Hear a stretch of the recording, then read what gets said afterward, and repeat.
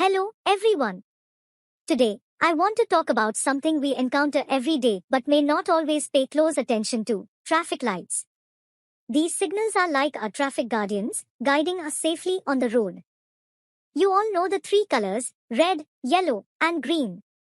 Each has a vital message for us. Red means stop. When you see a red light, it's time to halt your vehicle. Be patient and wait until it turns green. Green means go.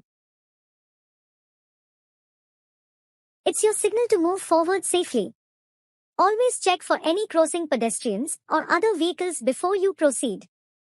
Yellow means slow down. It's like a warning, telling you to prepare to stop. Don't speed up when you see it, but gently slow down and come to a stop if necessary.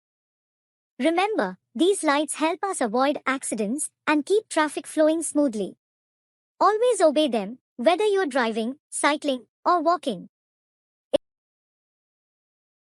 It's not just a rule, it's a way to ensure everyone's safety on the road.